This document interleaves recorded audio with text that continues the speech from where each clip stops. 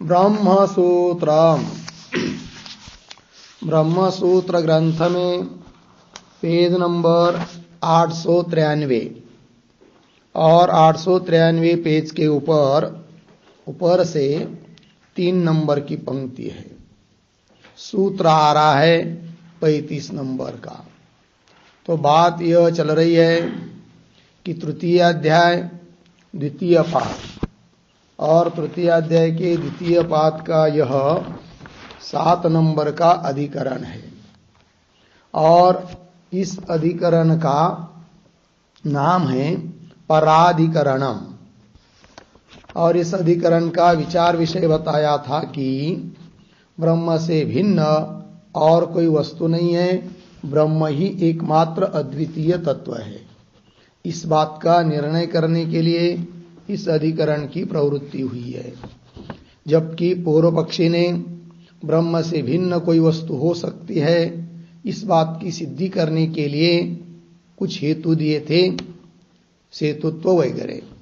तो उन पूर्व पक्षी का निराकरण करके सिद्धांतियों ने इस बात की सिद्धि की कि ब्रह्म ही एकमात्र अद्वितीय तत्व है और जो संबंध और भेद भी प्रतीत होता है जीव ब्रह्म आदियों का, तो वह संबंध और भेद भी मुख्य नहीं है, वास्तविक नहीं है, कल्पित है। इसी बात को बताने के लिए पुनः अब यह सूत्र आ रहा है जो कि क्रमशः पाद के अनुसार 35 नंबर का सूत्र है। तो सूत्र का उच्चारण और अर्थ पहले देख लेते हैं, फिर उसके भाष्य का विचार करते हैं। तो सूत्र है उपपत्तेश्च। ठीक, तो लिखते हैं सूत्रावतरणम बराबर मुख्यौ एव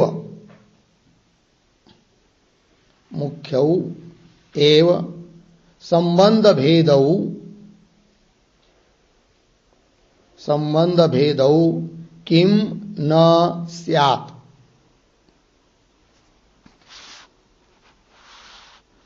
किम न स्यात् प्रश्न चिन्ह इत्यत्र आह। फिर नीचे की पंक्ति में सूत्रम। तो सूत्र है उपपत्तेश्च 3:2-35 पदच्छेद उपपत्तेः च।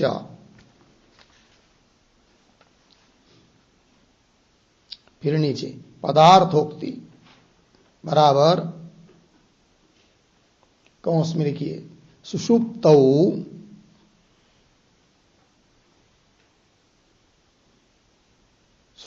जीवपरयोः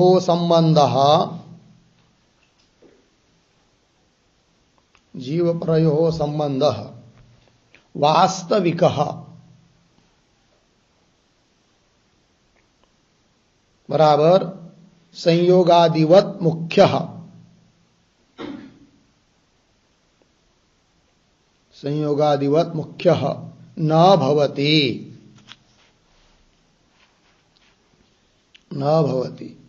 पूर्ण विराम। कुतः प्रश्न चिन्ह। फिर आगे की तरफ बांध देकर कंस बंद। फिर आगे प्रतीक है उपपत्तेः बराबर उद्धरण चिन्ह में स्वम अपीतो भवति। स्वम अपीतो भवति उद्धरण चिन्हवान इति स्वरूपस्य एव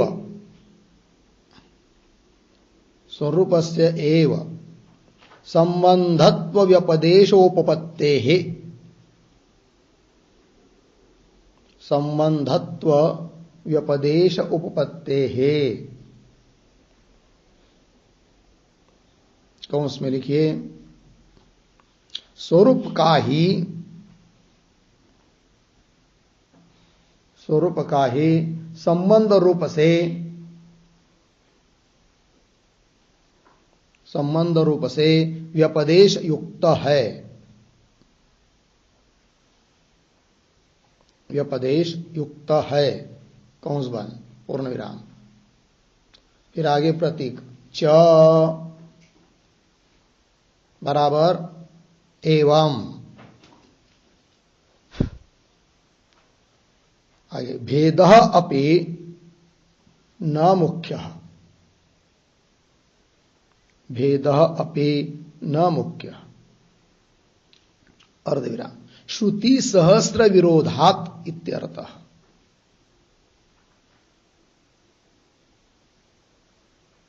श्रुति सहस्र विरोधात् इत्यर्थः, पूर्ण विराम। आगे जीवस्य ब्रह्मणा सह,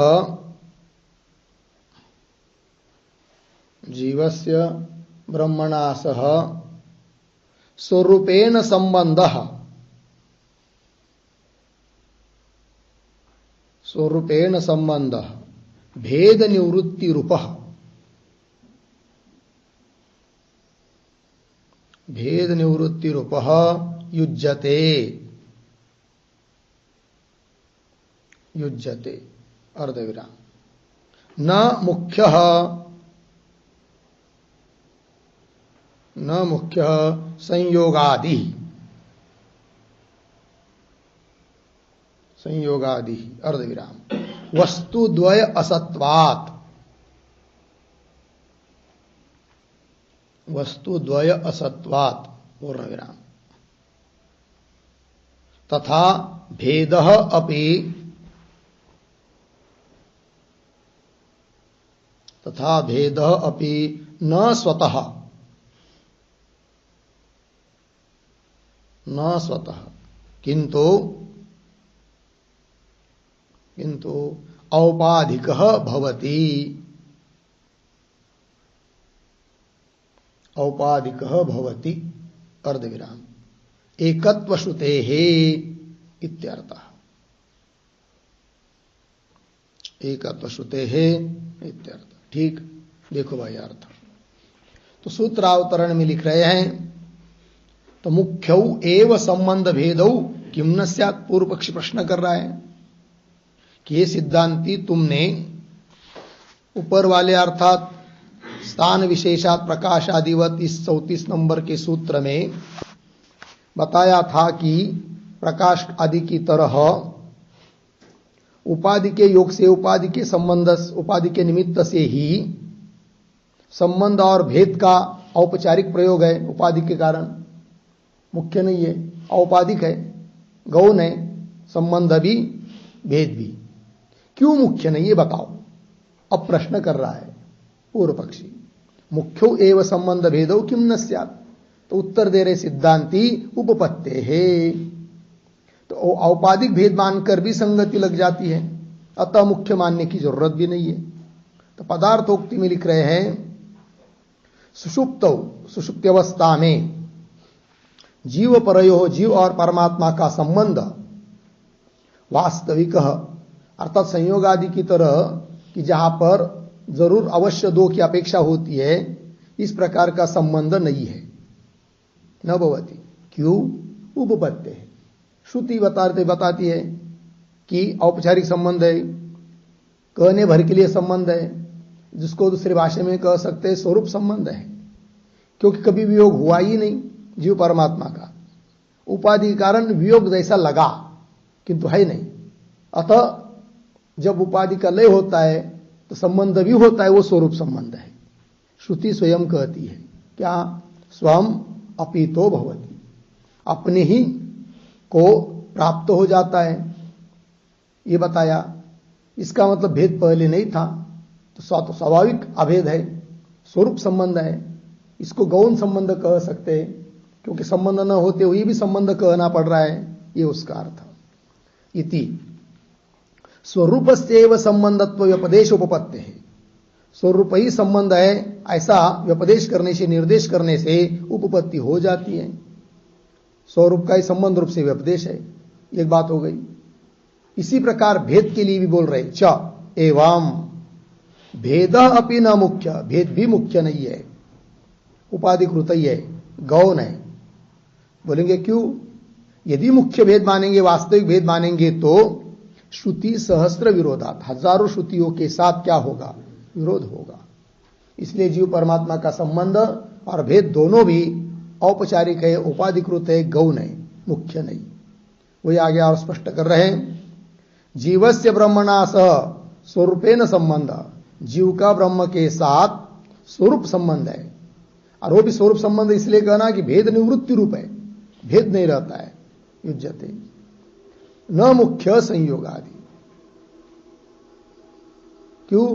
वस्तुद्वय असत्वात्, मुख्य संयोग आदि भेद नहीं है, क्योंकि दो वस्तु वास्तविक है नहीं। तथा भेद अपि न स्वतः किंतु औपाधिक एव, क्योंकि एक वही है ऐसा श्रुति बताती है। ठीक, चलिए अब इस सूत्र के भाष्य में चलते हैं।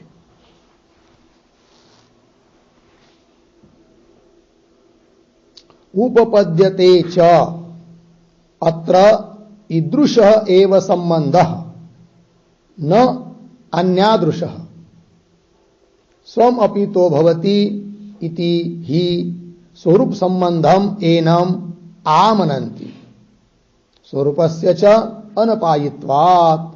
ठीक, न नगर न्यायेन संबंध घटते। अब देखिए एक बात, शुरू के दो चार शब्दों का अन्वय देखिए। च अत्र ईदृशः एव संबंधः, फिर पीछे उपपद्यते, आगे न अन्यादृशः, आगे सरल है। अब ये जो पंक्ति चालू हुई उपपद्यते च, उसके पूर्व में एक छोटा वाक्य लिख सकते अवतरण के रूप में। तत्र संबंध व्यपदेशे, तत्र संबंध व्यपदेशे सूत्रम योजयति, सूत्रम योजयति उपपद्यते इति।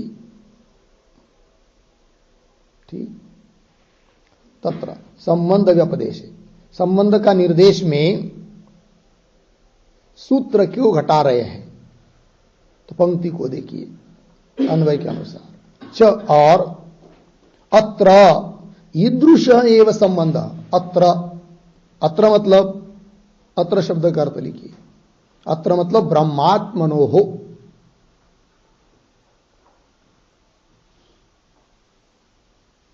ब्रह्म और आत्मा का ईदृश एव संबंध। ईदृश, ईदृश मतलब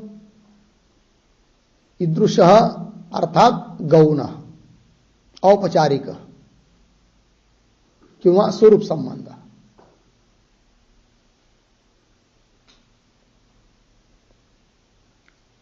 ईदृश एव संबंध उपपद्यते न अन्यादृश। अन्यादृश न, अन्यादृश मतलब, अन्यादृश का अर्थ मुख्य संयोगादि रूप न, मुख्य संयोगादि रूप न। ठीक, जो व्यवहार में मुख्य रूप से संबंध माना जाता है संयोग आदि, उस प्रकार का संबंध नहीं है जीव परमात्मा का, किंतु स्वरूप संबंध है।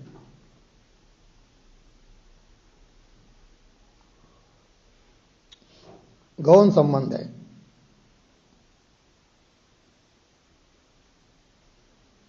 हो गया पंक्ति, देखो भाई। च अत्र ईदृशः एव संबंधः, गौण संबंध है, स्वरूप संबंध है, वही उपपन्न होता है, अन्यादृश नहीं। क्यों? श्रुति कहती है। श्रुति क्या है? स्वम अपि तो भवति इति स्वरूप संबंधम एनम आमनन्ति। स्वम अपि तो भवति मतलब क्या? उसका अर्थ लिखिए। स्वम आत्मस्वरूपम, स्वम आत्मस्वरूपम आपन्नः,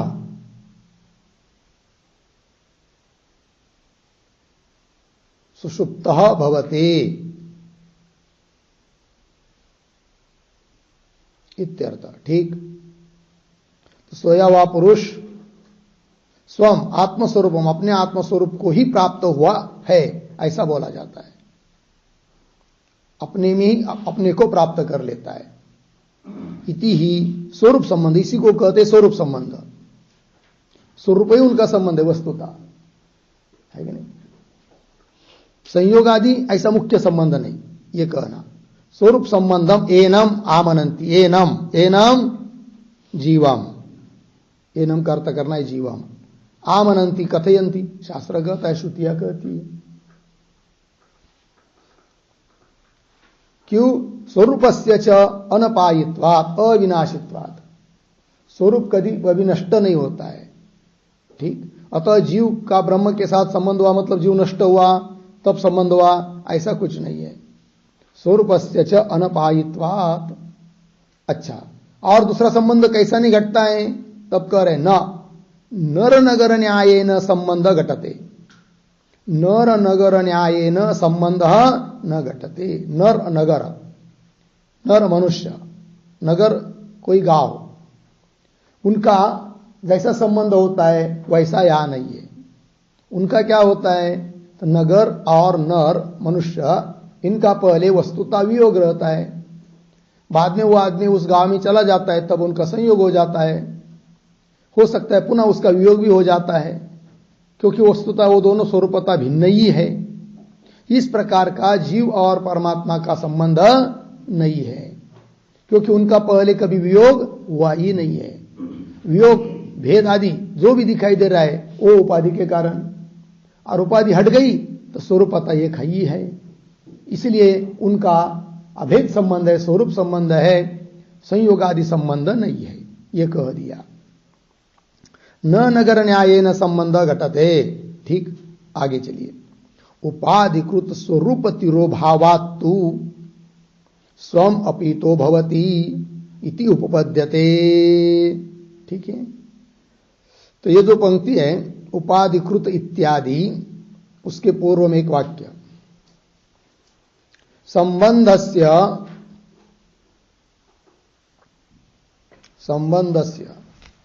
द्विनिष्ठत्वात्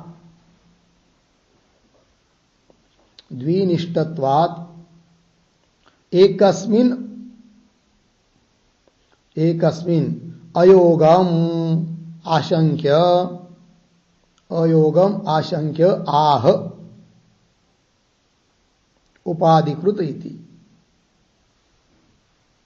ठीक है, देखो भाई अर्थ। तो संबंधस्य द्विनिष्ठत्वात्, संबंध दो में होता है, एक अस्मिन अयोगम, एक में तो हो नहीं सकता, ऐसी शंका करके उत्तर दे रहे हैं कि उपाधिकृत स्वरूप तिरोभावात्, यह जो संबंध है ना, यह उपाधि के कारण भेद था। तो उपाधिकृत जो स्वरूप था, भेद दिखाई दे रहा था, उस उपाधि का तिरोधान हो गया, अतः भेद प्रतीत नहीं होता है, यही बात है। उपाधिकृत स्वरूप तिरोभावात्, जागृत अवस्था में जो उपाधि के कारण अलग स्वरूप प्रतीत हो रहा था, उसका क्या हो गया? तिरोभाव हुआ, लय हुआ सुषुप्ति में, तब स्वम अपीतो भवति, अपने स्वरूप को प्राप्त हो जाता है। ये कहना उपपद्यते, उपन्न होता है। अतः मुख्य संबंध मानने की जरूरत नहीं। ये हो गया संबंध के बारे में। अब आगे, तथा भेद अपि न अन्यादृश संभवति। अब तथा से कौन बात बोली जा रही है? तो तथा के पहले भी एक छोटा वाक्य लिखते हैं अवतरण।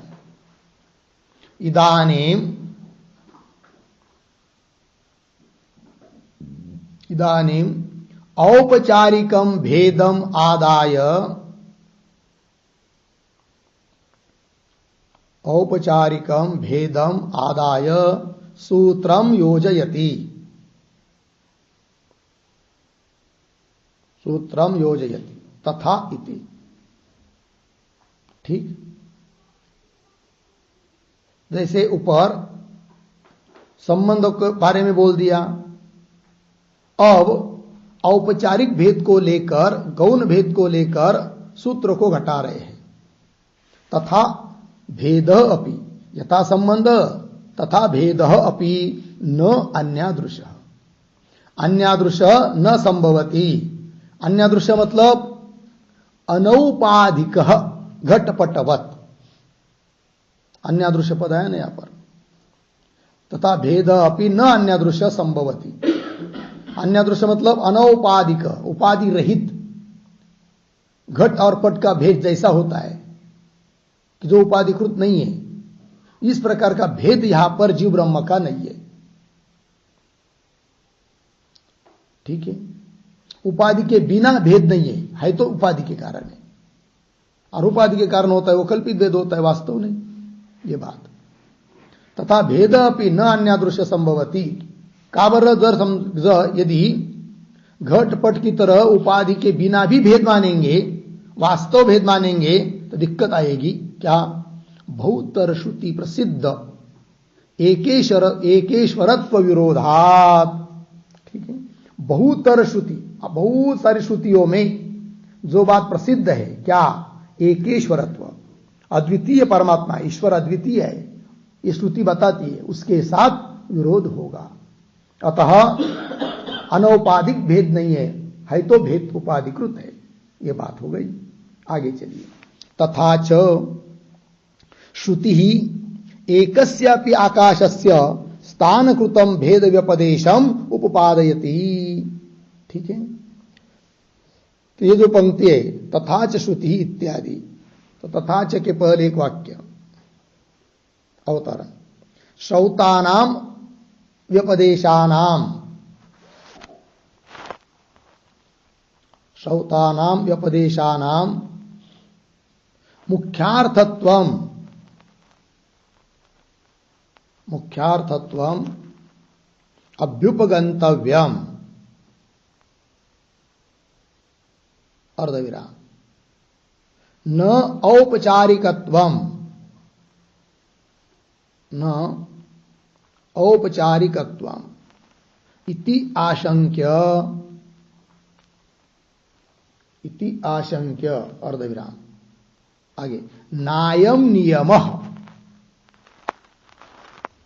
नायम नियमः अन्यत्रापि दृष्टत्वात्, अन्यत्रापि दृष्टत्वात् इति आह तथा च इति। ठीक, देखो भाई, कोई शंका करता है कि श्रौतानाम व्यपदेशानाम, श्रुति में जिनका व्यपदेश किया है, निर्देश किया है, उसको मुख्य ही होना चाहिए। व्यपदेशानाम मुख्यार्थत्वम अभ्युपगंतव्यम, मुख्य रूप से स्वीकार करना चाहिए। न औपचारिकम, औपचारिक रूप से नहीं स्वीकार करना चाहिए।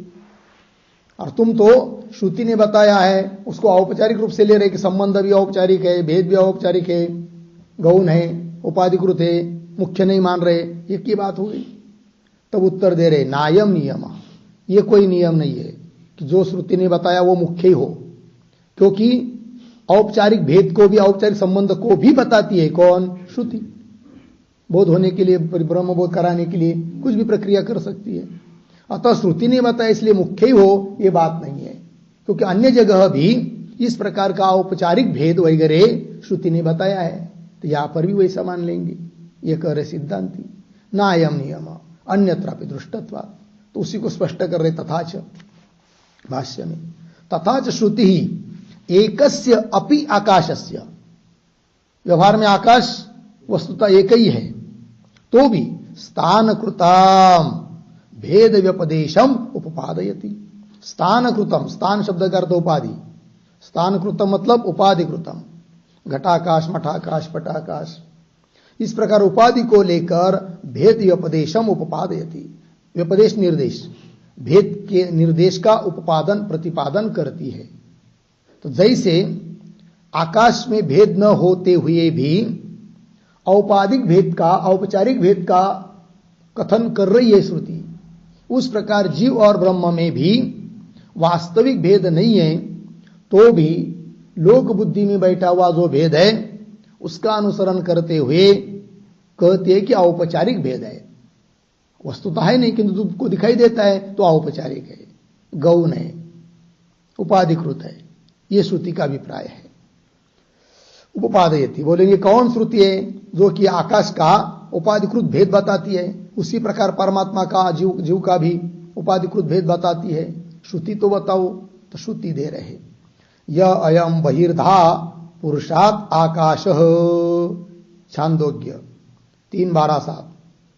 तो यह अयम पुरुषात् बहिर्धा आकाश, ऐसा अन्वय। यह अयम जो यह पुरुषात्, पुरुषात् शब्द का अर्थ या करना है शरीरात, ठीक है। तो जो यह हम लोगों के शरीर के बहिर्धा बाहर का आकाश है, ठीक है। फिर आगे यह अयम अंत पुरुष आकाश, और जो यह अंत पुरुष, पुरुष के भीतर, शरीर के भीतर आकाश है, ठीक। और आगे यह अयम अंत हृदय आकाश, जो यह हृदय के भीतर आकाश है।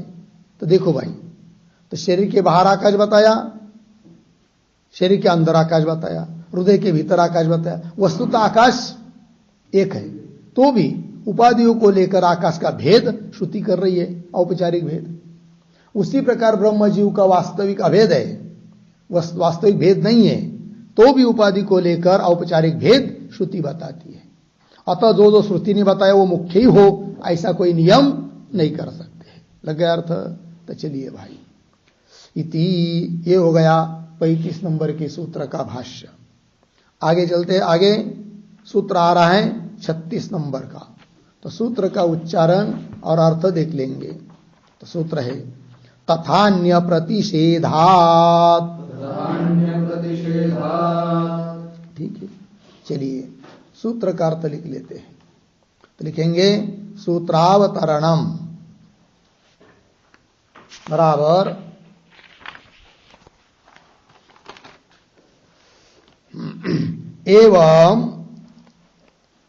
एवं भेद हेतून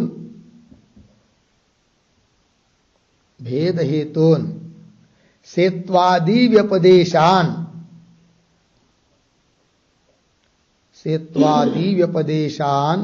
निरस्य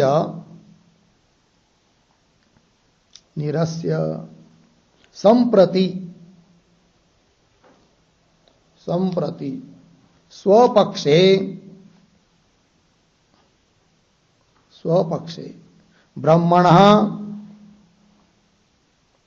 ब्रह्मण अद्वितीयत्व साधनाय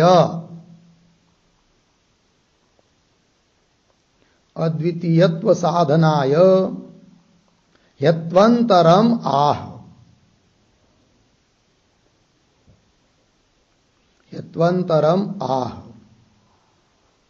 फिर नीचे की पंक्ति में सूत्रम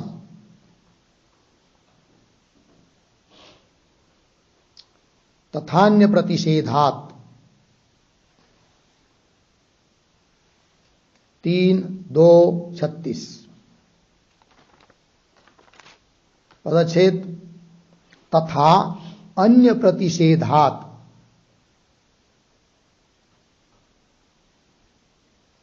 फिर नीचे पदार्थोक्ति बराबर कौंस में लिखिए यथा सेतुत्वादि हेतुभ्यः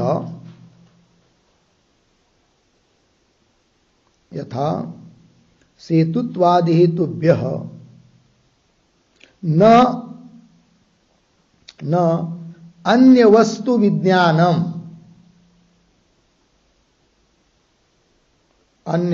विज्ञानम आगे की तरफ बांध देकर कौंस बांध, फिर प्रतीक तथा बराबर तेन प्रकारेण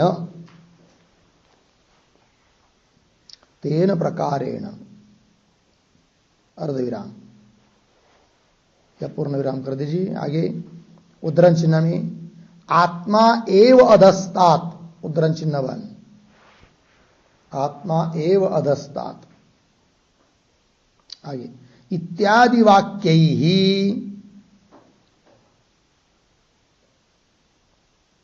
इत्यादि वाक्यैः अन्य प्रतिषेधात्,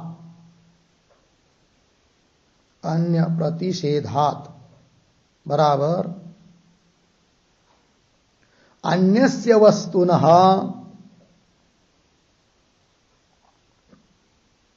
अन्यस्य वस्तुनः निषेधात्, निषेधात् अपि अपि ब्रह्मणः परम वस्तु तत्वम्, ब्रह्मणः परम वस्तु तत्वम् नास्ति इति गम्यते, नास्ति इति गम्यते पूर्णविराम।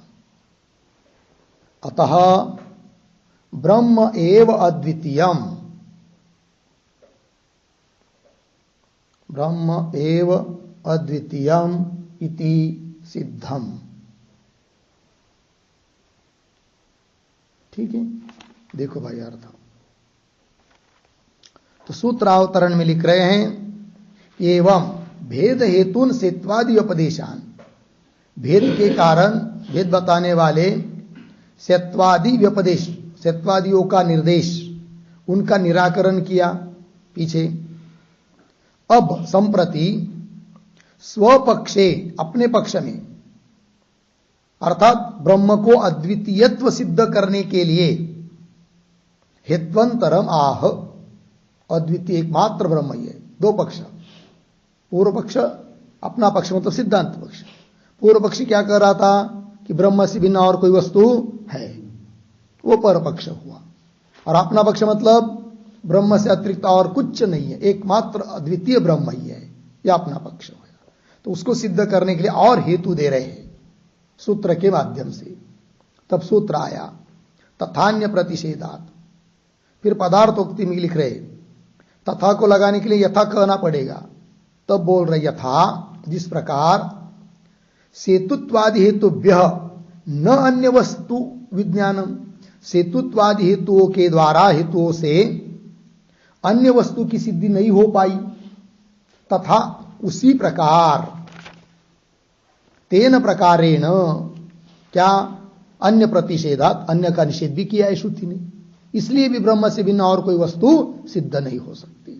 तो वही कह रहे। तो बोलेंगे कौन श्रुति है कि जिसने ब्रह्म से भिन्न अन्य वस्तुओं का निषेध किया है? तब कह रहे आत्मा एव अधस्तात् इत्यादि श्रुतियां है, भाष्य में आएगी सब श्रुतियां। तो आत्मा एव अधस्तात् इत्यादि वाक्य ही अन्य प्रतिषेधात, अन्यों का, ब्रह्म भिन्न वस्तुओं का, अन्यस्य वस्तुनः ब्रह्म भिन्न वस्तुनः निषेधात अपि, निषेध करने से भी सिद्ध होता है क्या? ब्रह्मणः परम, परम भिन्नम, ब्रह्म से भिन्न कोई वस्तु तत्वं नास्ति, कोई वस्तु नहीं है, इति गम्यते। अतः ब्रह्म एव अद्वितीयम इति सिद्धम, इसलिए ब्रह्म ही एकमात्र अद्वितीय तत्व है, इस बात की सिद्धि हो जाती है। ठीक है, चलिए भाष्य में। एवं सेत्वादि व्यपदेशान परपक्ष हेतुन उन्मथ्य संप्रति स्वपक्षम हेत्वंतरेण उपसंहरति। ठीक है, शुरू के शब्दों का थोड़ा सा अन्वय। एवं एक शब्द छोड़कर आगे, परपक्ष हेतुन, पीछे सेत्वादि व्यपदेशान, फिर आगे उन्मथ्य, आगे सरल है। ठीक है, और एवं के पहले एक छोटा वाक्य लिख सकते हैं, अवतरण। सूत्र तात्पर्यम आह, सूत्र तात्पर्यम आह एवं इति। सूत्र का तात्पर्य बता रहे हैं एवं इत्यादि पंक्ति से। तो देखो भाई, पर पक्ष हेतुन सेत्वादि व्यपदेशान, पर पक्ष पूर्व पक्षी है कि नहीं, वो अपनी बात सिद्धि करने के लिए जो हेतु दिया था उसने, सेतुत्व व्यपदेश, उन्मत क्या उन्मान व्यपदेश, संबंध व्यपदेश, भेद व्यपदेश आदि। तो सेत्वादि व्यपदेशान उन्मथ्य, उन्मथ्य मतलब निराकृत्य, उनका निराकरण करके, संप्रति अब स्वपक्षम हित्वंतरेण उपसंवरति। स्वपक्षम सिद्धांती अपने पक्ष को अन्य हेतु के द्वारा सिद्ध कर रहे और इसका करते हुए उपसंहार कर रहे इस प्रकरण का। तो यहां पर एक शब्द आया है स्वपक्षम। स्वपक्ष क्या है? तो स्वपक्षम का अर्थ लिखिए ब्रह्मण अद्वितीयत्वम स्वपक्ष। ब्रह्मण अद्वितीयत्वम स्वपक्ष। ठीक है, ब्रह्म अद्वितीय है, यही अपना वेदांतियों का स्वपक्ष हुआ। उसको अन्य हेतु के द्वारा बता रहे, उपसंहार कर रहे। तो आगे देखिए फिर, तथान्य प्रतिषेधात अपि न ब्रह्मण परम वस्त्वंतरम अस्ति इति गम्यते। ठीक है, ये जो पंक्ति है तथान्य इत्यादि, उसके भी पूर्व में एक वाक्य हेत्वंतरम एव, हेत्वंतरम एव सूत्र योजनया, सूत्र योजनया विशदयति, विशदयति तथा इति पूर्ण विराम। आगे एक वाक्य लिखते हैं यथा सेत्वादि व्यपदेश निरासेभ्यः, यथा सेत्वादि व्यपदेश निरासेभ्यः न वस्त्वंतरधीः, न वस्त्वंतरधीः तथा इति यावत्, तथा इति यावत्। ठीक है, देखो भाई अर्थ। तो अभी भाष्य की पीछे की पंक्ति में कहा था हेत्वंतरेण उपसंवरति, लेकिन वो हेतु क्या है? अन्य हेतु कौन है? तो हेत्वंतरमेव, अन्य हेतु को ही सूत्र को जोड़ते हुए स्पष्ट कर रहे हैं अन्य हेतु को। और तथा है मतलब यथा बताना है, तब कह रहे यथा सेत्वादि व्यपदेश निरासेभ्य, सेत्वादि व्यपदेशों का निराकरण करने से न वस्तुअंतरदी सिद्ध हुआ कि अन्य वस्तु नहीं है। उसी प्रकार तथा अन्य प्रतिषेधा, श्रुति ने ब्रह्म भिन्न यावत वस्तु का निषेध किया है, इससे भी मालूम पड़ता है कि ब्रह्म से भिन्न और कोई वस्तु नहीं है। वही तथा अन्य प्रतिषेधात अपि न क्या ब्रह्मण परम वस्त्वंतरम अस्ति, ब्रह्मण परम वस्त्वंतरम न अस्ति, ब्रह्म से भिन्न और कोई दूसरी वस्तु है ही नहीं है। इति गम्यते नाम न्यायते। ठीक, आगे चलिए। तथा ही स एव अधस्तात्, अहम एव अधस्तात्, आत्मा एव अधस्तात्।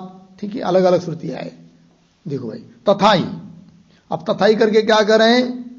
तो जो अन्य का निषेध किया है ना श्रुतियों ने, तो अन्य का निषेध करने वाली श्रुतियों का उल्लेख कर रहे हैं तथा ही करके। तो श्रुति आई है छांदोग्य उपनिषद की 7:25-1, स एव अधस्तात्, वह परमात्मा ही नीचे है। नीचे मतलब क्या?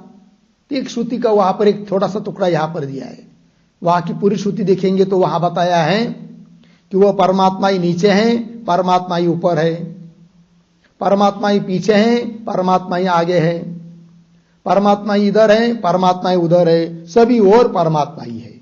ये बात बताइए। ठीक, अर्थात परमात्मा के अलावा और कुछ नहीं, ये बात बताइए।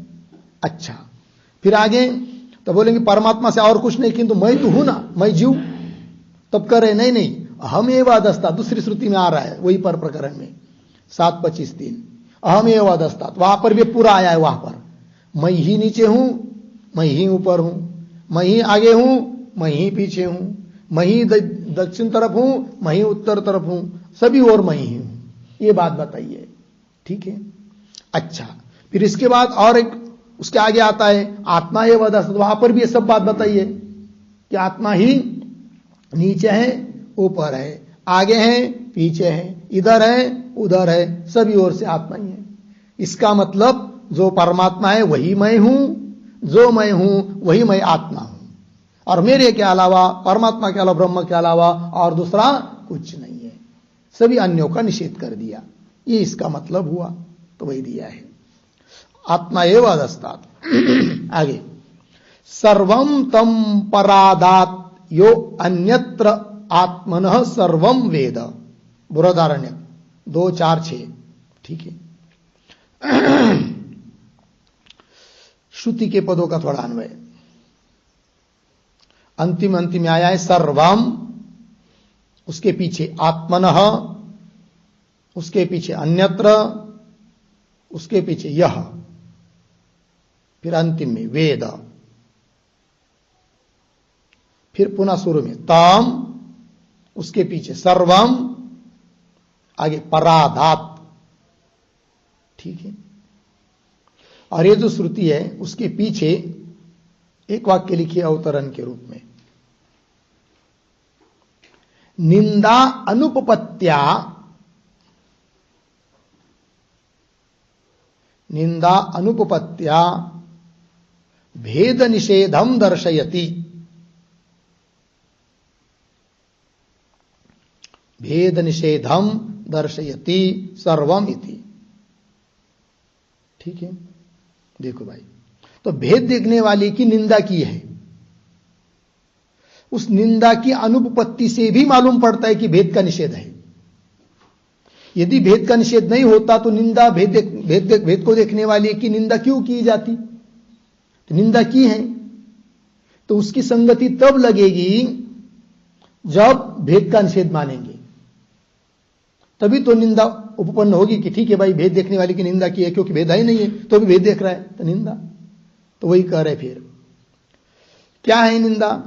सर्वम आत्मन अन्यत्र यह वेद है कि नहीं? सर्वम आत्मन अन्यत्र, सभी को आत्मा से अन्यत्र, आत्मा से भिन्न के रूप में यह वेद जो देखता है, आत्मा से भिन्न जिन पदार्थों को भी देखता है, तम सर्वम परादात, तम उसको सभी परादात, परादात मतलब परास्त कर देते, त्याग कर देते हैं। जिन भी चीजों को आत्मा से अतिरिक्त देखता है कोई, वे सभी चीजें उसको परास्त कर देती, त्याग कर देती है, क्योंकि आत्मा से भिन्न देखा ना, तो आत्मा अलग हुआ, यह अलग हुआ, यह बात हो गई। अपने से भिन्न हो गया ये बात। तात्पर्य अपने से भिन्न किसी वस्तु को देखना ही नहीं है, सब कुछ आत्मा ही ब्रह्म ही है, यह उसका मतलब हुआ। तात्पर्य ब्रह्म से भिन्न और कोई वस्तु नहीं है, सबका निषेध, यह अर्थ हुआ। आगे चलिए, ब्रह्म एव इदम सर्वम, इदम सर्वम ब्रह्म एव, ये सब कुछ ब्रह्म ही है। आत्मा एव इदम सर्वम, ये सब कुछ आत्मा ही है। न्य नानास्ति किंचन, और भी कुछ भी यहां नाना नहीं है। ठीक। आगे, यस्मात् परम नास्ति अपरम अस्ति किंचित, यस्मात् परम, परम शब्द का अर्थ उत्कृष्टम, जिससे उत्कृष्ट और दूसरा कोई नहीं है। न अपरम अस्ति, अपरम उत्कृष्ट के विरुद्ध निकृष्ट, जिससे निकृष्ट भी कोई नहीं है। अब मतलब ब्रह्म से भिन्न कुछ भी नहीं है, न कोई उत्कृष्ट वस्तु है न कोई निकृष्ट वस्तु है, एकमात्र ब्रह्म ही है, यह अर्थ। यस्मात्, जिससे परम नास्ति, परम न, ऐसा करना, अपरम, यस्मात् परम ना परम अस्ति, न का दोनों तरफ किंचित, जिससे कोई उत्कृष्ट भी नहीं है और निकृष्ट भी नहीं है, दूसरी कोई चीज ही नहीं है कि जिसको उत्कृष्ट या निकृष्ट का आप कह पावे, यह अर्थ। अर्थात तात्पर्य केवल एकमात्र ब्रह्म ही है। और आगे करें, तद ब्रह्म अपूर्वम अनपरम अनंतरम अबाह्यम, वो यह ब्रह्म अपूर्वम, अपूर्व मतलब जिसके लिए पूर्व नहीं, कारण नहीं है, कारण रहितम, अनपरम जिसके पर कोई नहीं है, अर्थात कार्य नहीं है, तो कार्य रहित है। अनंतरम अबाह्यम, न जिसको कोई अंदर है न कोई बाहर है कि नहीं? अंदर बाहर सब कुछ नहीं, एकमात्र केवल सब जगह ओतप्रोत भरा हुआ परमात्मा तत्व ही है, ये उसका मतलब। इति एवमादि वाक्यानि स्वप्रकरण स्थानी अन्यार्थत्वेन परिणेतुम अशक्यानि ब्रह्म व्यतिरिक्तम वस्तुअंतरम वारयन्ति। ठीक है, देखो भाई, इति एवं आदि वाक्यानि इत्यादि ये सब जो वाक्य है, ये सब वाक्य कौन से प्रकरण में पड़े हैं? स्व प्रकरण स्थानी, स्व ब्रह्म, ब्रह्म के प्रकरण में पड़े हुए वाक्य सब, अतः उनका और दूसरा कोई अर्थ भी नहीं कर सकते हैं, ये बात बोली जा रही है। ठीक है ना? स्व प्रकरण स्थानी अन्यार्थत्वेन परिणेतुम अशक्यानि, अन्य अर्थ के रूप में उनका नयन, परिणयन, लेकिन चिंतन करना भी शक्य नहीं है। अतः सिद्ध करते वाक्य कि ब्रह्म व्यतिरिक्तम वस्तुअंतरम वारयन्ति, ब्रह्म से भिन्न अन्य वस्तु का वारण करते, निषेध करते हैं। लग गया जी? चलिए, और ये जो है ना भाई स्व प्रकरण स्थानी, इससे क्या बात बता दी है? तो उस पर एक छोटा वाक्य लिख सकते हैं। सेत्वादि व्यपदेशेभ्य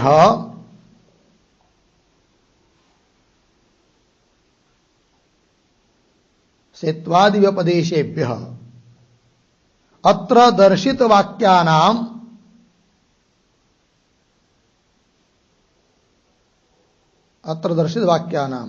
विशेषम आह स्वप्रकरण स्थिति। ठीक, देखो भाई, तो सेत्वादि व्यपदेशों की अपेक्षा यहां पर जो भी ऊपर वाक्य दिखाया है, इनकी विशेषता दिखा दी है कि ये वाक्य सब ब्रह्म प्रकरण में पड़े हैं, अतः उसका अन्य दूसरा कोई अर्थ हो ही भी नहीं सकता है। ब्रह्म से व्यतिरिक्त सभी का निषेध कर रहे सब वाक्य। ठीक, आगे चलिए। सर्वांतरश्रुतेश्च न परमात्मा न अन्य अंतरात्मा अस्ति इति अवधार्यते। ठीक है ना? तो एकमात्र ब्रह्म ही अद्वितीय है, इस बात के लिए ये और हेतु बता रहे। क्या? सर्वांतर श्रुते है, ये हेतु हो गया। सर्वांतर श्रुति, सर्वांतर श्रुति मतलब तद ब्रह्म पूर्वम अनपरम अनंतरम अबाह्यम, ब्रह्म के अलावा और कुछ नहीं, कि सब कुछ ब्रह्म ही है, इस बात को बताने वाली श्रुति कि वह ब्रह्म एव इदम सर्वम, ये सब श्रुतियां। सर्वांतर श्रुते च न परमात्मन अन्य, परमात्मन अन्य अंतरात्मा न अस्ति, परमात्मा को छोड़कर दूसरा कोई अंतरात्मा भी नहीं है। इति अवधार्यते, निश्चयते, ऐसा निश्चय होता है, एकमात्र ब्रह्म ही है, ब्रह्म से भिन्न और कुछ भी नहीं है। ये हो गया। लग गया पंक्ति? आगे चलिए। ये 36 नंबर के सूत्र का भाष्य पूरा हुआ, और एक सूत्र बचा है इस अधिकरण का, तो उस सूत्र का 37 नंबर का सूत्र है, उसका उच्चारण और अर्थ पहले देख लेते हैं, फिर उसके भाष्य का विचार करेंगे। तो सूत्र है अनेन सर्वगतत्व मायाम शब्दादिभ्य,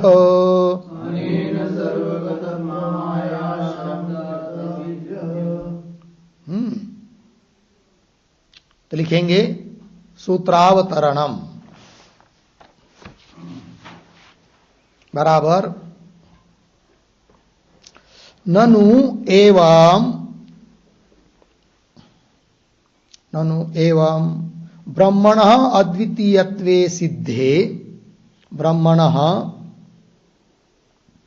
अद्वितीयत्वे सिद्धे अपि सर्वगतत्वम, सर्वगतत्वम कौंस में लिखिए सर्वव्यापित्वम, कौंस बन सर्वव्यापित्वम। आगे न सिद्धम इति अतः आह, इति अतः आह। फिर नीचे की पंक्ति में सूत्रम अनेन सर्वगतत्व मायाम शब्दादिभ्य 3:2:37। पदच्छेद। अनेन सर्वगतत्वम आयाम शब्दादिभ्य, आयाम शब्दादिभ्य। फिर नीचे की पंक्ति में पदार्थोक्ति बराबर प्रतीक अनेन बराबर अनेन बराबर सेतुत्वादि व्यपदेशेषु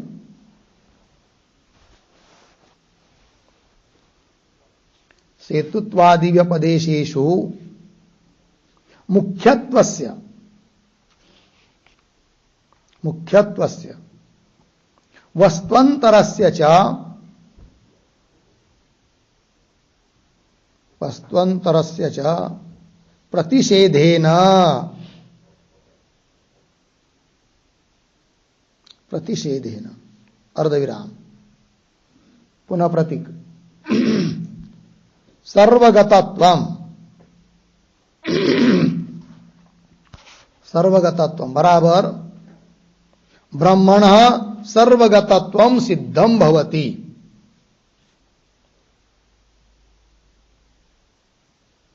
ब्रह्मणः सर्वगतत्वम सिद्धम भवति पूर्ण विराम।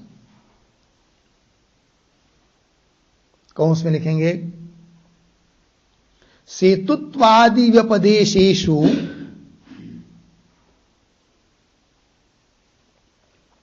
सेतुत्वादि व्यपदेशेषु मुख्यत्वस्य मुख्यत्वस्य वस्त्वन्तरस्य च वस्त्वन्तरस्य च अप्रतिषेधे अप्रतिषेधे तत्र परिच्छिन्नत्वं प्रसज्येत तत्र परिच्छिन्नत्वं प्रसज्येत अर्धविराम। तेन सर्वगतत्वं तेन सर्वगतत्वं न संभवति इति भावः न संभवति इति भावः पूर्ण विराम कौंस बंद।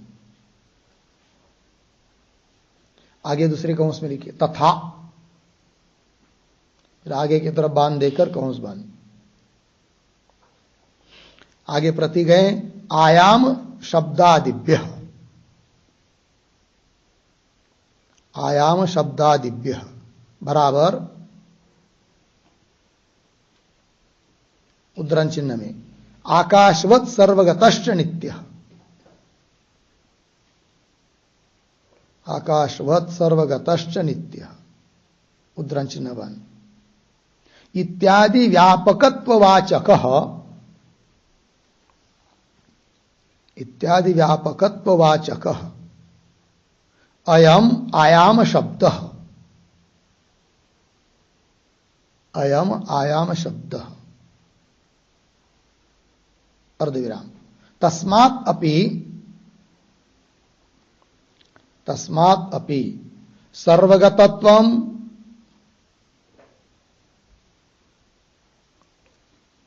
अर्धविराम अद्वितीयत्वं च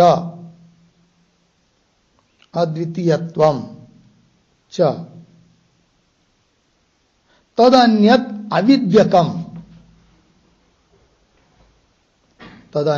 अविद्यकम् इति सिद्धम् पूर्ण विराम। आदि शब्देन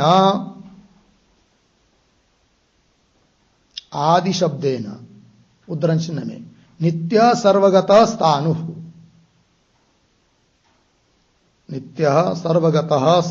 उद्धरण चिन्ह इत्यादि ही ग्राह्य ठीक। देखो भाई अर्थ तो सूत्रावतरण में लिख रहे ननु एवं ब्रह्मण अद्वितीयत्वे सिद्धे अपि ब्रह्म अद्वितीय है इस बात की सिद्धि हो जाने पर भी, जबकि अभी तक की है, ठीक है, इस अधिकरण में, तो भी सर्वगतत्व न सिद्धम, सर्वगतत्व सर्वव्यापित्व, वो ब्रह्म सब व्यापक है, ये तो सिद्ध नहीं हुआ। तब कह रहे ठीक है, उसकी भी सिद्धि कर देते हैं। तो सूत्र आया अनेन सर्वगतत्वम आयाम शब्दादिभ्य। फिर पदार्थोक्ति में लिख रहे प्रतीक अनेन। अनेन मतलब सेतुत्वादि उपदेशेषु मुख्यत्वस्य वस्त्वंतरस्य च प्रतिषेधेन। अनेन सेतुत्वादि व्यपदेशों में मुख्यत्व का निषेध किया है और वस्त्वंतर का निषेध किया है। अन्य न कोई वस्तु है न वो मुख्य है, ऐसा निषेध करने से क्या सिद्ध हुआ? सर्वगतत्वम, मतलब ब्रह्मण सर्वगतत्वम सर्वव्यापित्वम सिद्ध हो जाता है। बोलेंगे ये कैसा? सेतुत्वादि व्यपदेश में मुख्यत्व का और वस्तुअंतर का निषेध करने से सर्वगतत्व कैसे सिद्ध होगा? तब उसको कौंस में लिख के दिया आपको। सेतुत्वादि व्यपदेशेषु, व्यपदेशों में मुख्यत्वस्य वस्तुअंतरस्य च अप्रतिषेधे। समझ लीजिए मुख्यत्व का निषेध नहीं किया होता और अन्य वस्तु का भी निषेध नहीं किया होता, ठीक है, अन्य वस्तु है और वो मुख्य है, सेतु के उपदेश से ऐसा मानते, निषेध नहीं करते, तब तत्र परिचिन्नत्वं प्रसज्येत। क्योंकि सेतु है, सेतु ब्रह्म सेतु है और उससे अतिरिक्त वस्तु यदि मानेंगे, निषेध नहीं करेंगे और वो मुख्य मानेंगे, वास्तविक मानेंगे, तो फिर ब्रह्म परिचिन्न हो जाएगा। क्योंकि जहां भी अन्य वस्तु आई उससे भिन्न यदि ब्रह्म है तो अर्थात उस वस्तु में नहीं है, वो वस्तु स्वतंत्र है, तो ब्रह्म में क्या आ जाएगी? परिचिन्नता।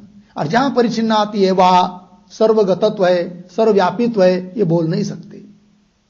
किंतु श्रुति ने सेतुत्वादि उपदेशों में अन्य वस्तु का मुख्य रूप से या वस्तु का अन्य रूप से प्रतिपादन नहीं किया है, किंतु निषेध किया है और ब्रह्म की ही एकमात्र सिद्धि की है, अर्थात ब्रह्म में सर्वगतत्व की सिद्धि हो जाती है।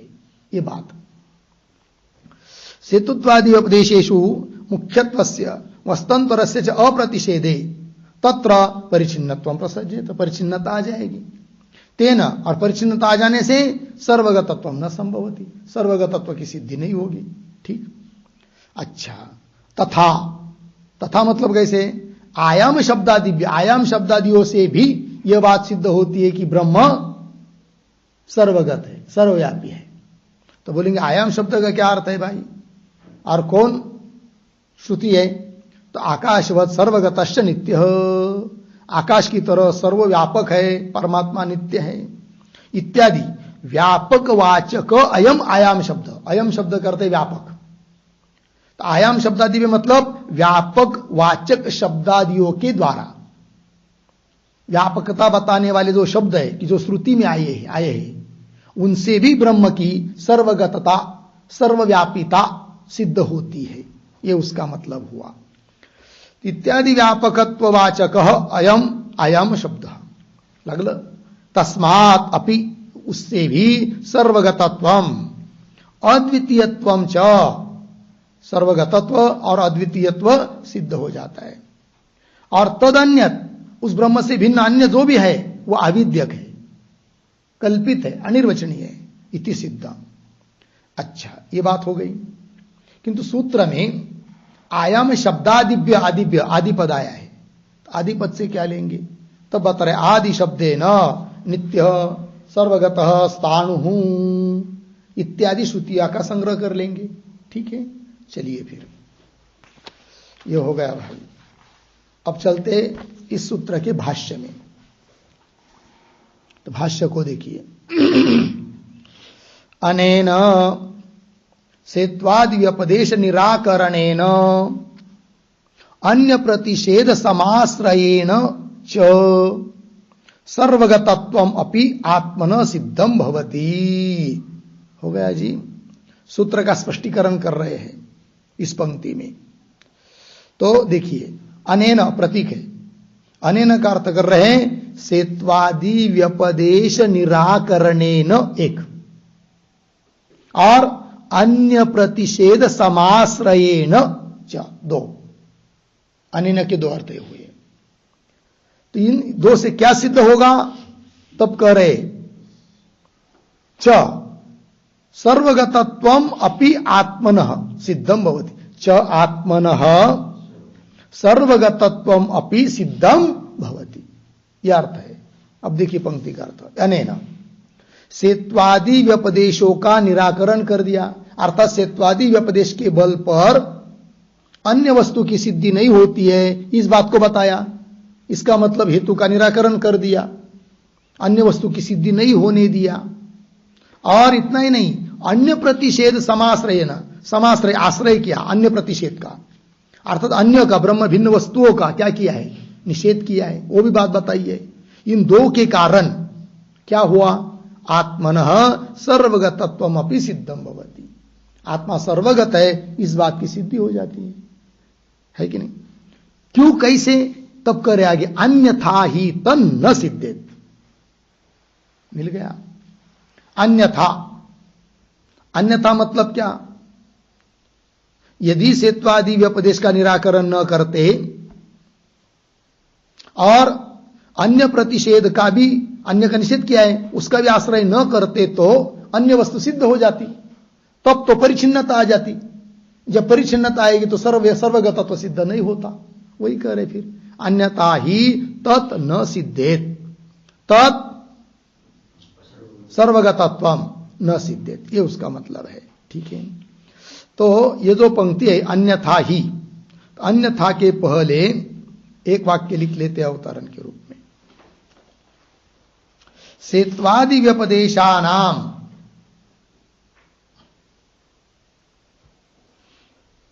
सेत्वादि व्यपदेशानाम अनिरासे, अनिरासे, आगे पर प्रतिषेध अनाश्रयणे, पर प्रतिषेध अनाश्रयणे च सर्वगतत्वम, सर्वगतत्वम आकाशस्य इव, आकाशस्य इव ब्रह्मणः स्यात्, ब्रह्मणः स्यात् इति आशंक्य आह, इति आशंक्य आह अन्यथा इति। ठीक है, देखो भाई अर्थ। तो पूर्व पक्षी बोल रहा है कि सेत्वादि व्यपदेशानाम अनिरासे, समझ लीजिए उनका निराकरण नहीं है सेत्वादि व्यपदेशों का, उसके बल पर अन्य वस्तु भी मान लेते हैं। और पर प्रतिषेध अनाश्रयणे, अनाश्रयणे अन्य वस्तु का निषेध भी नहीं करेंगे तो भी सर्वगतत्व सिद्ध हो सकता है। क्या जरूरत है सर्वगतत्व सिद्ध करने के लिए सेत्वादि व्यपदेशों का निराकरण करना और अन्य प्रतिषेध का आश्रय करना? इसकी क्या जरूरत है सर्वगतत्व सिद्ध करने के लिए? उसको मानकर भी सर्वगतत्व सिद्ध हो सकता है। कौन कह रहा है? पूर्व पक्षी। बोलेंगे कैसे? तो पूर्व पक्षी बोलता है जैसे कि आकाश है, तो आकाश से भिन्न दुनिया में और कोई वस्तु नहीं है, ऐसी बात थोड़ी है। बहुत सारी वस्तुएं, तो भी आत्मा सब में ओतप्रोत, आकाश सब में ओतप्रोत भरा हुआ है, यही तो आकाश की सर्वगतता है।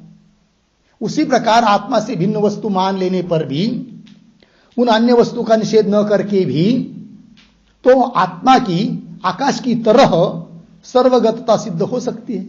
काय को तुमने सेत्वादि उपदेशों का निराकरण किया और अन्य प्रतिषेध का आश्रय किया? यह अभिप्राय किसका? पूर्व पक्षी का। तो सिद्धांती उत्तर दे रहे अन्यथा ही तत् न सिद्धे। अन्यथा मतलब यदि सेत्वादि उपदेशों का निराकरण नहीं करते, पर प्रतिषेध का आश्रय नहीं करते, तो सर्वगतत्व की सिद्धि नहीं होगी। बोलेंगे कैसे, जरा स्पष्ट करो फिर, जबकि पूर्व पक्ष ने अपनी बात कैसी सिद्ध की है? तो उस पर एक टिप्पणी लिखेंगे फिर। लिखते हैं। द्वितीयम सत्यम चेत, द्वितीयम सत्यम चेत अर्धविराम, सेत्वादिवत ब्रह्मणः, सेत्वादिवत ब्रह्मणः अल्पता, अल्पता बराबर परिच्छिन्नता स्यात्, परिच्छिन्नता स्यात् अर्धविराम। आगे उद्धरण चिन्ह में यत्र अन्यत् पश्यति तदल्पम, यत्र अन्यत् पश्यति तदल्पम, उद्धरण चिन्ह बंद। छांदोग्य 7:24-1, 7:24-1 इति श्रुतेः पूर्ण विराम। आगे किंच, किंच निरवयव असंग ब्रह्मणः, निरवयव असंग ब्रह्मणः सत्य प्रपंच संबंध अयोगात, सत्य प्रपंच संबंध अयोगात तव एव, तव एव सर्वगतत्व श्रुति विरोधः,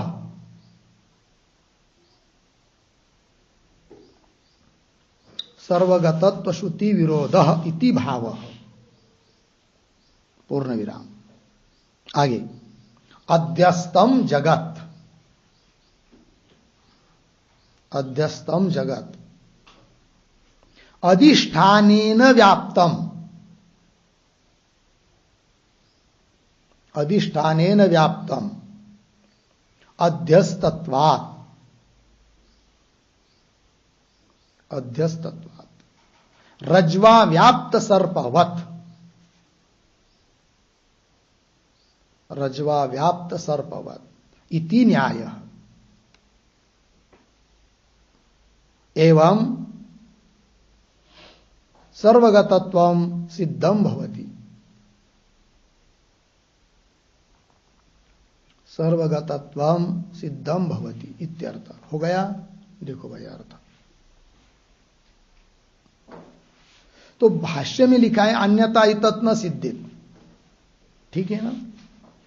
समझ लीजिए सेतुत्व का निराकरण न करते और पर प्रतिषेध का आश्रय न करते, मतलब पर वस्तु मानते, तो सर्वगतत्व की सिद्धि नहीं होगी। और एक बात ध्यान देनी है कि पूर्व पक्षी जिस प्रकार सर्वगतत्व को समझता है वैसा सर्वगतत्व वेदांत में नहीं है। पूर्व पक्षी के यह सर्वगतत्व का मतलब होता है सर्वमूर्त द्रव्य संयोगित्व, सभी मूर्तों के साथ संयोग होना। क्रियावत्व मूर्तत्व, क्रिया वाले वो मूर्त है, पृथ्वी जल तेज वायु मन वगैरह, और उनके साथ संबंध होना, संयोग होना, जैसे आकाश का है तो वही आकाश की सर्वगतता है, मतलब व्यापकता है, ये उनका कहना है। सिद्धांति कहते ऐसी बात नहीं। यदि ब्रह्म से भिन्न और कोई सत्य वस्तु रहेगी तो वो वस्तु अलग हुई, उसमें ब्रह्म नहीं है, ये ब्रह्म अलग हुआ तो परिच्छिन्नता आ गई, तो सर्वगतता नहीं है। और संयोग होना ये व्याप सर्वगतता नहीं है। फिर वेदांत मत में सर्वगतता मतलब क्या? तो ब्रह्म की सत्ता से भिन्न सत्ता वाली कोई वस्तु न रहना, यही ब्रह्म की सर्वगतता है, ठीक है। फिर ब्रह्म से भिन्न कोई सत्य वस्तु मानेंगे, अर्थात वो अध्यस्त नहीं मानेंगे, तो स्वतंत्र हो गई, फिर उसकी सत्ता अलग हो गई, ब्रह्म की सत्ता से भिन्न हो गई, तो ब्रह्म की सर्वगतता नहीं हो पाएगी। और ब्रह्म से भिन्न कोई वस्तु है ही नहीं है, और जो दिखाई देती है वो कल्पित है, और कल्पित वस्तु का अधिष्ठान ब्रह्म है, और अधिष्ठान की व्याप्ति अध्यस्त में होती है, अर्थात अध्यस्त अधिष्ठान को छोड़कर रहता ही नहीं है, उसके अतिरिक्त सत्ता ही नहीं है। सर्प में ओतप्रोत भरा हुआ है, कौन? रज्जु।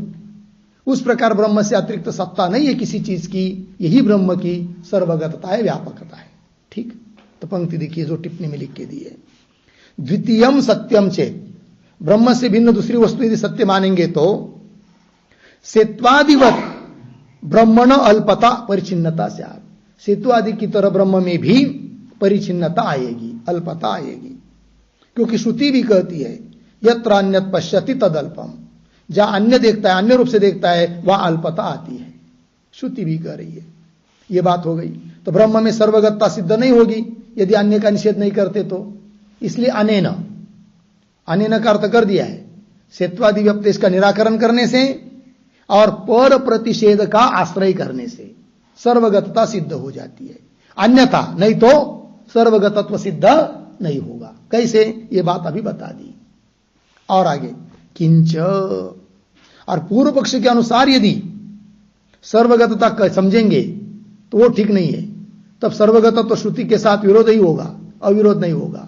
वो कैसे, किंच निरवय असंग ब्रह्म, ब्रह्म कैसा है, निरवय है, असंग है, उनका सत्य प्रपंच संबंध होगा, सत्य प्रपंच के साथ उनका संबंध ही नहीं होगा। किसका, ब्रह्म का, क्योंकि ब्रह्म निरवय है और असंग है। जैसे आकाश का सभी वस्तु के साथ संबंध होना, यही आकाश की सर्वगतता मानते हो, उस प्रकार ब्रह्म की सर्वगतता सिद्ध नहीं हो सकती। क्योंकि ब्रह्म का अन्य किसी वस्तु के साथ, यदि ब्रह्म से भिन्न सत्य वस्तु हो तो उसके साथ उस ब्रह्म का संबंध ही नहीं होगा, क्योंकि ब्रह्म निरवय है और असंग है। किंच निरवय असंग ब्रह्मण सत्य प्रपंच संबंध अयोगात्, इसलिए तव एव, तुम्हारे पूर्व पक्ष की मत में ही सर्वगतत्व श्रुति का क्या होगा, विरोध होगा। यदि ब्रह्म से भिन्न अन्य कोई सत्य वस्तु मानकर सर्वगतता सिद्ध करने का प्रयास करोगे तो सर्वगतता तो सिद्ध होगी ही नहीं, सर्वव्यापकता सिद्ध होगी ही नहीं, उल्टा सर्वगतत्व श्रुति के साथ क्या होगा, विरोध।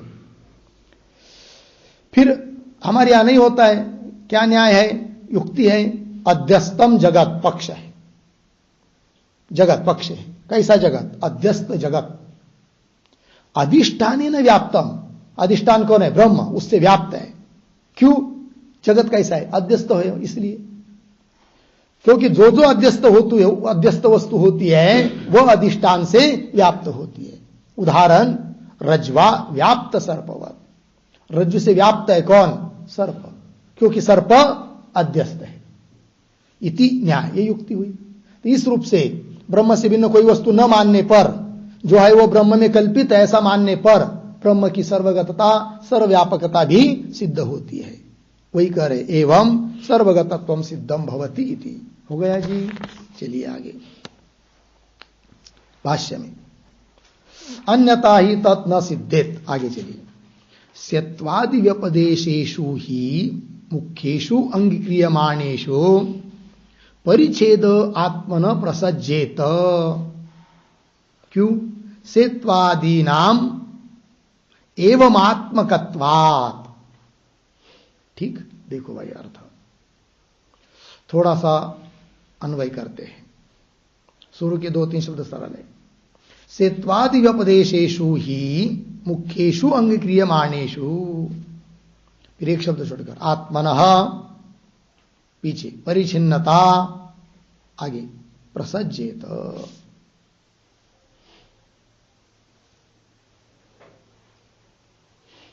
और ये जो पंक्ति है ना, सेत्वादि व्यपदेशेषु, उसके पूर्व में एक वाक्य लिखते हैं अवतारण,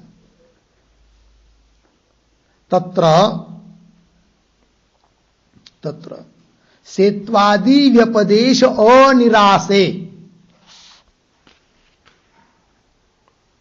सेत्वादि व्यपदेश अनिरासे सर्वगतत्व असिद्धिम स्फुटयति, सर्वगतत्व असिद्धिम स्फुटयति सेत्वादि इति। ठीक है, देखो भाई अर्थ, तत्र सेत्वादि व्यपदेश अनिरासे, उनका निराकरण नहीं करेंगे तो सर्वगतत्व की असिद्धि होती है। जो पीछे की पंक्ति में कही अन्यथा तद न सिद्धे, उसी को स्पष्ट कर रहे इस पंक्ति में। तो पंक्ति देखिए भाष्य में, सेत्वादि व्यपदेशेषु ही मुख्येषु अंगीक्रियमानेषु, सेत्वादियों का निर्देश मुख्य ही मान लेंगे, उनका निराकरण नहीं करेंगे। अंगीक्रियमानेषु मुख्येषु एवं अंगीक्रियमानेषु, तब क्या होगा? आत्मन परिचिन्नता प्रसज्येत, आत्मा में अल्पता परिचिन्नता प्राप्त होगी। बोलेंगे क्यों? इसलिए कि सेत्वादी नाम एवं आत्मकत्वात्, एवं आत्मकत्वात् का अर्थ लिखिए परिचिन्नात्मकत्वात्।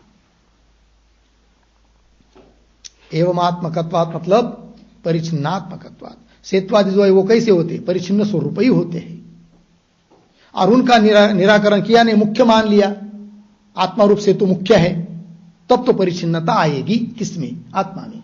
और परिचिन्नता आएगी तो सर्वगतता मतलब सर्वव्यापकता सिद्ध नहीं होगी, ये उसका मतलब हुआ। आगे चलिए। तथा अन्य प्रतिषेधे अपि असति वस्तु वस्त्वंतरात् व्यावर्तते इति परिच्छेद एव आत्मन प्रसज्येत। ये जो अंतिम के 2-4 शब्द है ना इति के बाद, उसका इति आत्मनः पीछे परिच्छेद प्रसज्येत। ठीक, देखो भाई, तथा अन्य प्रतिषेधे अपि असति, ये जो पंक्ति चालू हुई तथा, उसके पूर्व में एक वाक्य लिखते हैं, पर निषेध अनाश्रयणे, पर निषेध अनाश्रयणे अपि,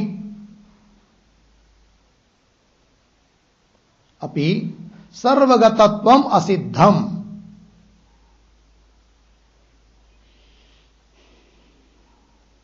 सर्वगतत्वम असिद्धम साधयति।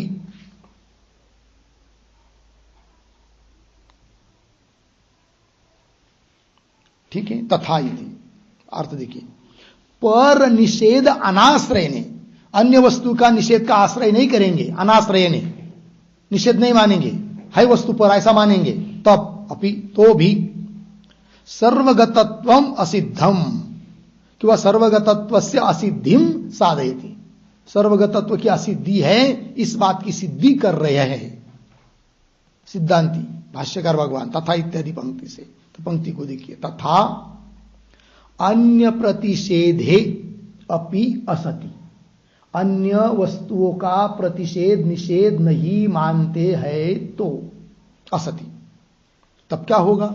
इसका मतलब अन्य वस्तु मान लिया, फिर क्या होगा? तब बता रहे वस्तु वस्त्वंतरात् व्यावर्तते, यहां पर जो वस्तु शब्द है पहला, उसके ऊपर लिखिए आत्म वस्तु, फिर आगे आए वस्त्वंतरात्, उसका अर्थ लिखिए अनात्म वस्तुनः, और आगे आए व्यावर्तते, उसका अर्थ लिखिए भिन्नम भवति।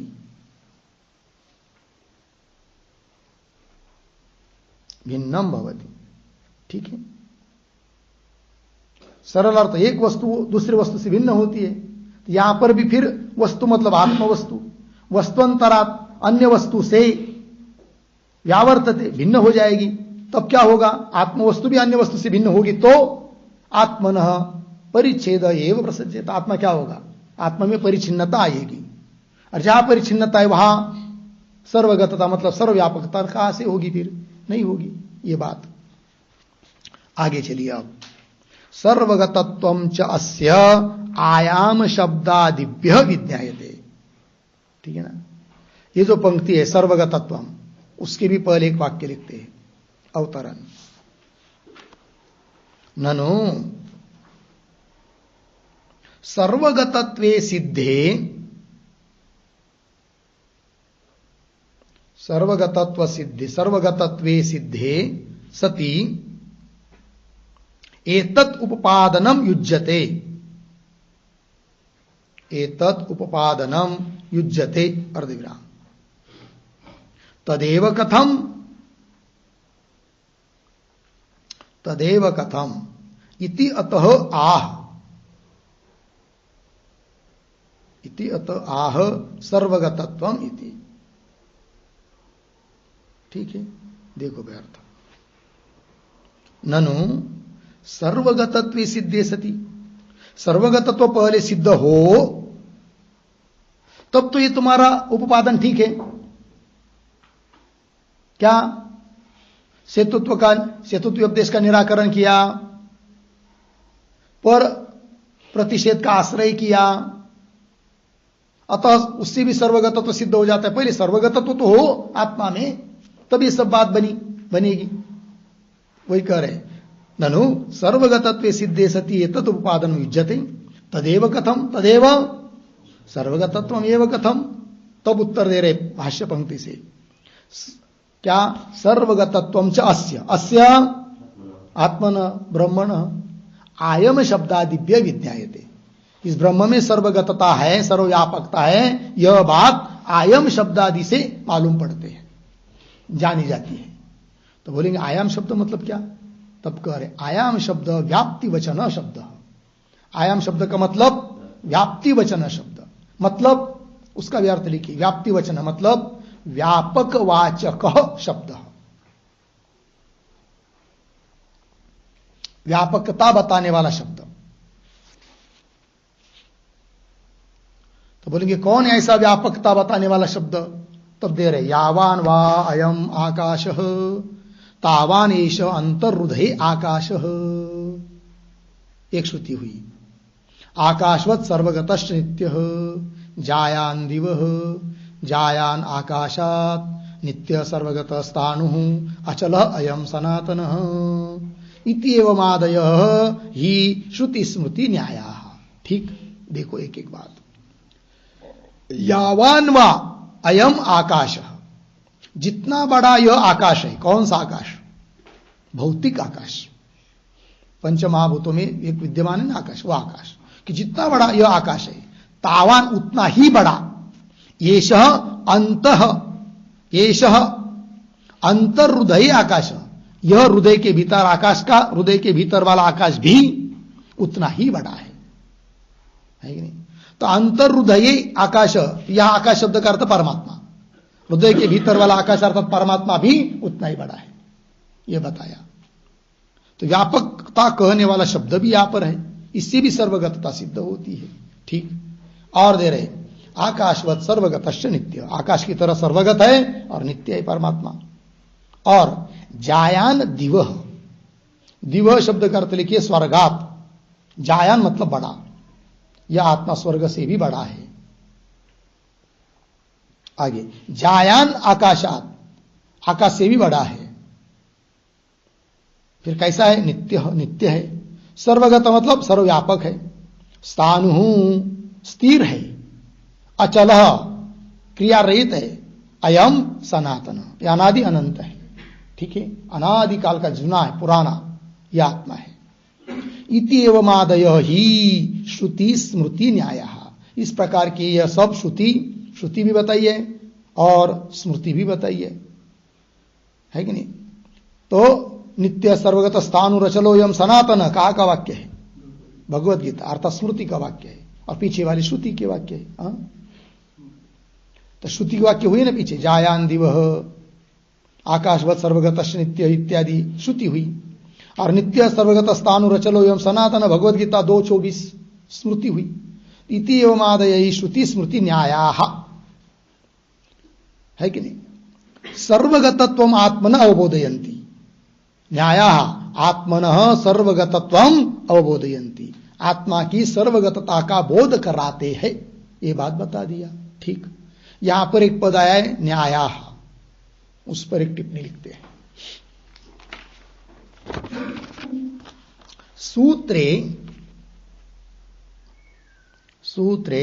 आदि शब्द स्मृति न्यायापेक्षया प्रयुक्तः, स्मृति न्यायापेक्षया प्रयुक्तः पूर्णविराम। तत्र श्रुत्या सह स्मृति ही उक्ता, स्मृति ही उक्ता पूर्णविराम। न्यायः